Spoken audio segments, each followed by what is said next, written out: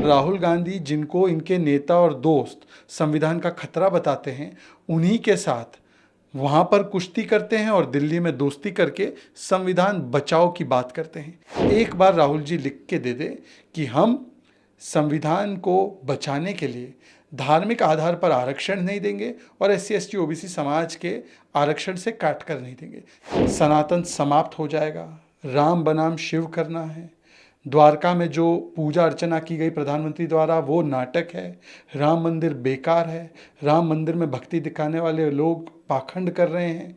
ये सारे विषय जो है, ये विषय समाजवादी पार्टी, कांग्रेस के नेता और इंडिया अलायंस के नेताओं ने बताया है। कोई व्यक्ति ये कहे कि राम मंदिर का शुद्धिकरण होना चाहिए, नाना पटोले ने कहा, तब कहा जब आदिवासी समाज की राष्ट्रपति जो हमारी प्रथम नागरिक है वो गई वहां पर।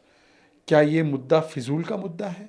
राहुल जी का वाक्य सही है कि ये कुछ तो बचाने की लड़ाई लड़ रहे हैं, पर वो संविधान बचाने की नहीं, बल्कि अपनी अपनी पारिवारिक विरासत और अपनी अपनी सिमटती हुई राजनीति की दुकान को बचाने का प्रयास कर रहे हैं।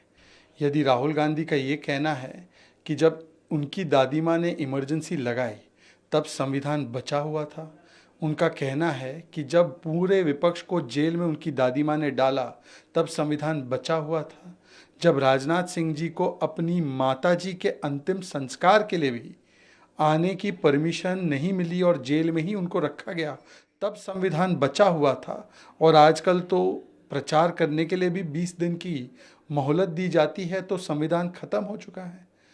उनको कम से कम अपने नेता अधीर रंजन चौधरी से बात करनी चाहिए। अधीरदा कहते हैं बंगाल में जो है संविधान नहीं बचा है ममता दीदी के राज में। उनके नेता जब खैरा जी गिरफ्तार होते तो कहते आम आदमी पार्टी के नेतृत्व में पंजाब में संविधान समाप्त हो गया है। उनके खासम खास नेता KC वेणुगोपाल कहते हैं कि केरल में कांग्रेस के नेताओं पर जब FIR होती है तो पिनराई विजयन ये संविधान के लिए खतरा है। पर राहुल गांधी जिनको इनके नेता और दोस्त संविधान का खतरा बताते हैं, उन्हीं के साथ वहाँ पर कुश्ती करते हैं और दिल्ली में दोस्ती करके संविधान बचाओ की बात करते हैं।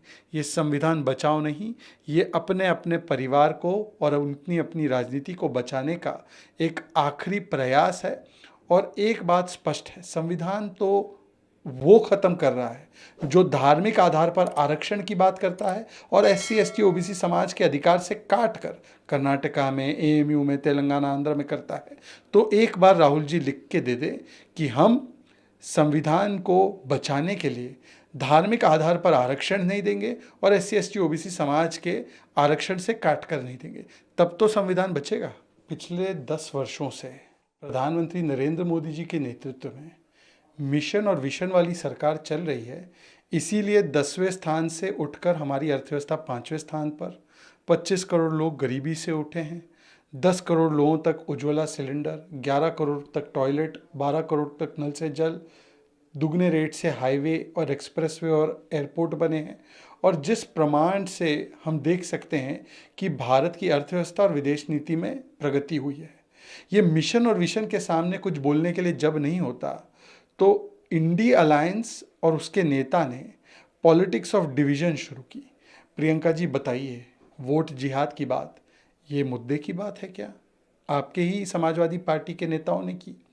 सनातन समाप्त हो जाएगा, राम बनाम शिव करना है, द्वारका में जो पूजा अर्चना की गई प्रधानमंत्री द्वारा वो नाटक है, राम मंदिर बेकार है, राम मंदिर में भक्ति दिखाने वाले लोग पाखंड कर रहे हैं।